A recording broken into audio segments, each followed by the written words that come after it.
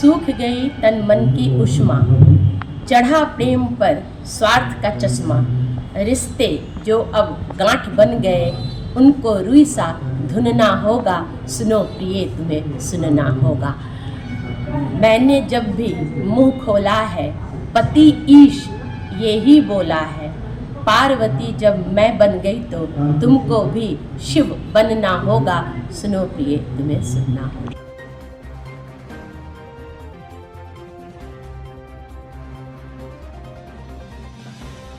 MS Kesari publication के तत्वाधान में आज दिनांक 2 मई 2025 को RBBM कॉलेज के सभागार में मुजफ्फरपुर साहित्यिक महोत्सव के अंतर्गत एक भव्य कवि गोष्ठी सह मुशायरा पुस्तक विमोचन एवं सम्मान समारोह का आयोजन सफलतापूर्वक संपन्न हुआ। कार्यक्रम का शुभारंभ सुबह 11 बजे दीप प्रज्वलन के साथ हुआ, जिसमें श्रीमती संध्या देवी जी, प्रोफेसर ममता रानी जी, योगेंद्र सिंह गंभीर जी, डॉक्टर देवव्रत अकेला जी, देवेंद्र कुमार जी एवं मुस्कान केसरी जी ने संयुक्त रूप से दीप प्रज्वलित कर किया। इस अवसर पर साहित्यिक क्षेत्र के प्रख्यात कवि, कावित्रियों, पत्रकारों, प्रेस प्रतिनिधियों, इलेक्ट्रॉनिक मीडिया प्रतिनिधियों और साहित्य प्रेमी श्रोताओं की उपस्थिति ने कार्यक्रम को और अधिक गरिमामय बनाया। कवि गोष्ठी और मुशायरे में कवियों ने अपनी रचनाओं से श्रोताओं को मंत्रमुग्ध कर दिया। वहीं पुस्तक विमोचन और सम्मान समारोह ने साहित्यिक योगदान को सम्मानित करने का एक सशक्त मंच प्रदान किया। कार्यक्रम की संयोजिका MS केसरी पब्लिकेशन की संस्थापिका सुश्री मुस्कान केसरी ने सभी उपस्थित अतिथियों, कवियों, पत्रकारों और श्रोताओं का हृदय से आभार व्यक्त किया। उन्होंने कहा, यह आयोजन साहित्य और संस्कृति के संरक्षण व प्रचार प्रसार के लिए एक महत्वपूर्ण कदम है। आप सभी के सहयोग से ये कार्यक्रम ऐतिहासिक बन सका। MS केसरी पब्लिकेशन परिवार ने इस आयोजन को सफल बनाने में सहयोग प्रदान करने वाले सभी लोगों के प्रति अपनी कृतज्ञता व्यक्त की और भविष्य में भी ऐसे साहित्यिक आयोजनों को आयोजित करने का संकल्प दोहराया।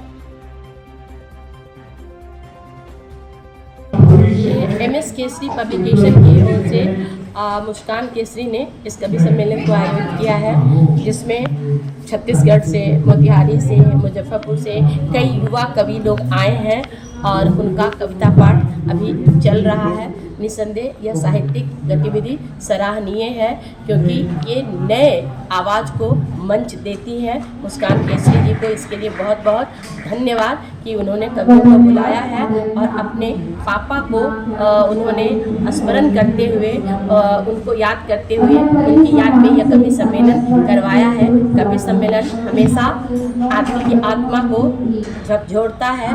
बहुत कुछ कवि कह जाते हैं जो मनुष्य को सोचने पर विवश करता है। कहा जाता है कि जहाँ न पहुँचे रवि वहाँ पहुँचे कवि, तो यह मन तक बात उतरती है। ऐसे कार्यक्रमों से छात्राओं में भी ऊर्जा का संचार होता है और कुछ सीखने को मिलता है। मैम, आज के इस कवि सम्मेलन में चाहूँगा, आप क्योंकि लिखती हैं बहुत सुशोभित तरीके से, मैं 2 लाइन चाहूँगा आप जरा मैं अपनी एक कविता की 2 लाइन सुना ही देती हूँ। आज के इस कवि सम्मेलन में एक तो हमें बिहार की सभ्यता संस्कृति को देखने को मिल ही रही है। इसके साथ ही जो युवाओं में जो हम लोग कहते हैं कि साहित्य विलुप्त हो रहा है, ऐसा कुछ नहीं है। आज के युवा, मतलब इस कार्यक्रम में आप समझिए कि 60% हमारे युवा भागीदारी है। ये बहुत गर्व की बात है कि हमारे युवा साहित्य के प्रति इतने प्रेरित हो रहे हैं और इतनी अच्छी प्रस्तुति दे रहे हैं। कैसे देखती हैं इस तरह की आयोजन को? आप लोग हर साल करती हैं या फिर पहली दफ़ा है ये?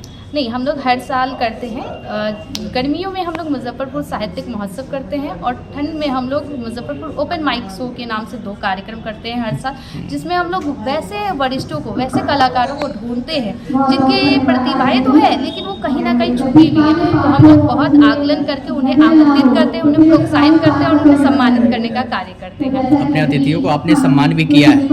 बिल्कुल सर। आज कौन अतिथि आए थे? आज के इस काव्य गोष्ठी में बहुत अच्छे सदस्यगण आए हैं। अगर हम लोग अपने आमंत्रित स्वरूप की बात करें तो ज़्यादातर हमारे प्रोफेसर हैं, शिक्षक हैं और विभिन्न क्षेत्रों में अच्छा कार्य करने वाले हैं। अगर अतिथियों की बात करें, जो हमारी आज की मुख्य अतिथि थी वो RBBM कॉलेज से थी, प्रोफेसर डॉक्टर ममता रानी मैम। इसके साथ ही विशिष्ट अतिथि के रूप में आकाशवाणी के पूर्व सलाहकार योगेंद्र सिंह जी, डॉक्टर देवव्रत अकेला जी, देवेंद्र कुमार जी। इसके साथ ही इस पब्लिकेशन की संरक्षिका श्रीमती संध्या देवी जी मंच में मौजूद थी।